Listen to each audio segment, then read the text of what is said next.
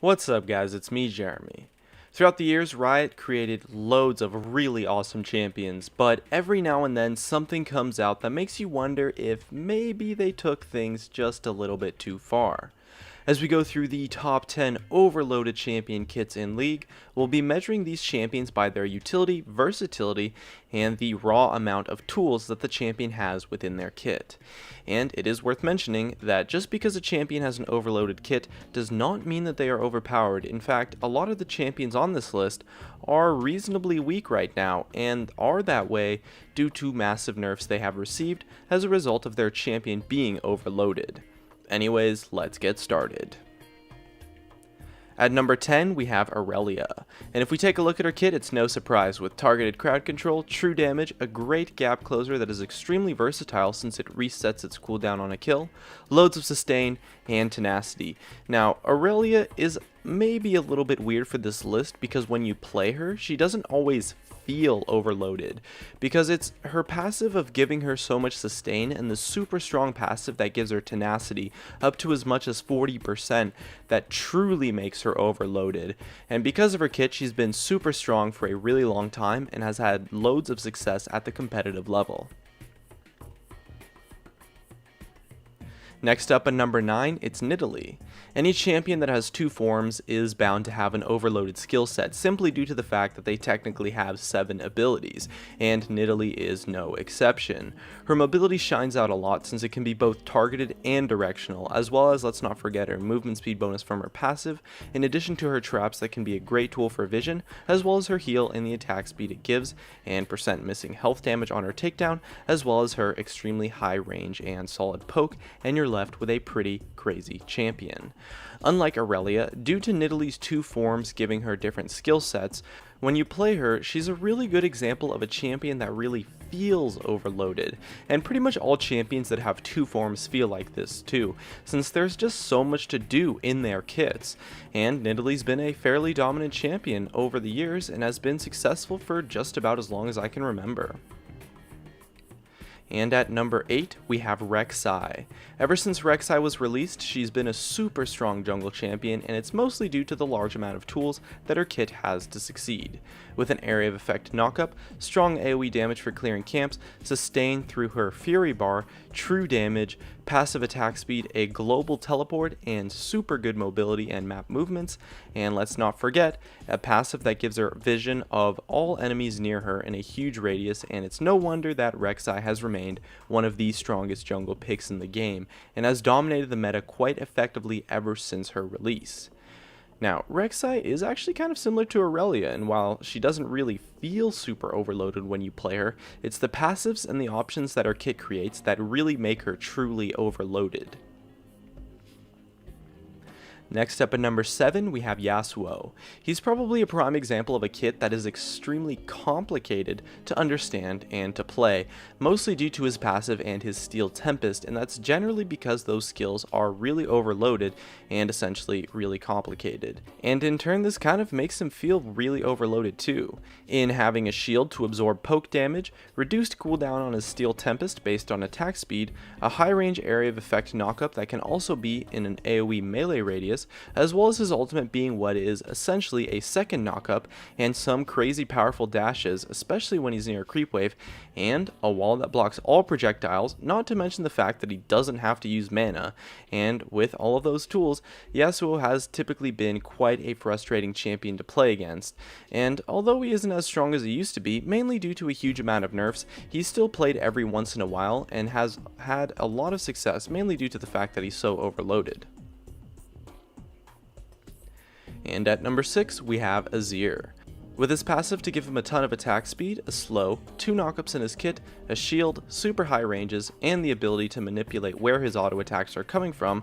and having auto attacks scaling off of AP, extremely high ranged mobility, and let's not forget the ability to create turrets, and you're left with a champion that has some actually really difficult mechanics because of how overloaded his kit is, but when played at the highest level, the true power due to the raw tools in his kit really shines through. He fell off a tiny bit from the meta when Riot nerfed his ranges super hard, but he's always been a champion that really feels like he has so much potential within his kit when you play him. And after giving some love to his ranges again, he's easily a top tier mid laner right now.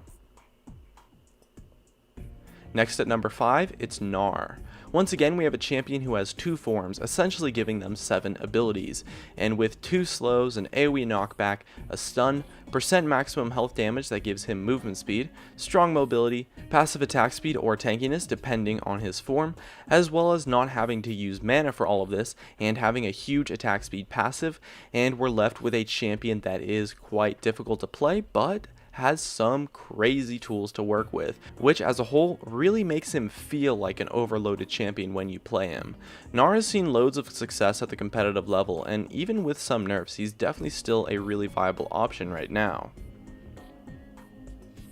Taking home number 4, it's Lee Sin. And although he isn't really in the meta anymore due to a boatload of nerfs, Lee Sin completely defined the jungle meta for just about 2 solid years. And with insane mobility on 2 spells, percent missing health damage, lifesteal and spell vamp, a great shield, and an AoE slow that also gives vision on the targets, and an area of effect knockup that is targeted, not to mention the fact that he doesn't use mana and his passive gives him huge attack speed and energy, as well as the fact that his cooldowns are quite low and we're left with quite an overloaded champion.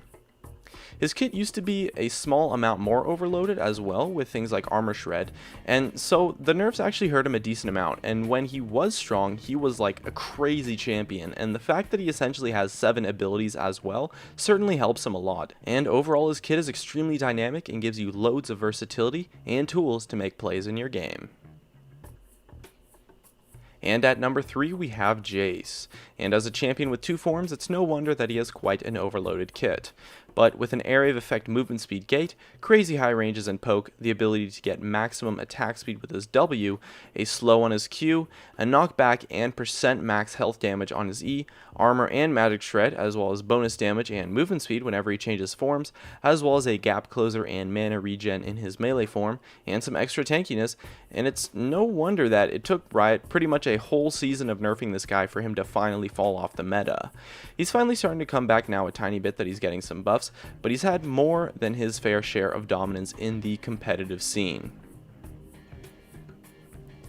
Next up at number 2, it's one of the newest champions, Echo. And even though it's still close to his release, it's no secret that this guy's kit is pretty crazy. He's got a crazy area of effect stun that also gives him a great shield, a passive that slows and gives him movement speed, another slow on his time winder, percent missing health damage, a double dash on his phase drive, and another jump on his ultimate that heals him for a ton and makes him untargetable, and we're left with a pretty crazy champion on his release. Although the nerfs to his kit are definitely going to tone him down a little bit, his kit is still quite overloaded since he has so many tools and so much utility and versatility.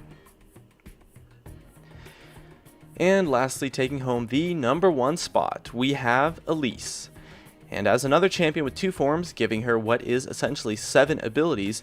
and her dominance throughout the years, it's no surprise that she takes the number 1 spot with her stun, sustain, percent max health damage, percent missing health damage, spiderlings that can be used to tank things and block skill shots, and overall give a ton of utility, passive attack speed, insanely high ranged mobility that gives her bonus damage and bonus healing, and not to mention the tankiness and move speed her spider form provides, and add into the fact all of that she has quite low cooldowns on her kit overall, and we're left with a champion that was once crazy powerful and has only fallen out of the meta due to an insane amount of nerfs. Elise's utility and versatility allowed her to dominate the metagame for a fairly long time until she pretty much just got nerfed into the ground. Her overloaded kit gave her the crazy tools she needed to shine through and succeed on pretty much any role in the game, except for AD carry really, and so Elise takes my number 1 spot for the most overloaded kit in League of Legends.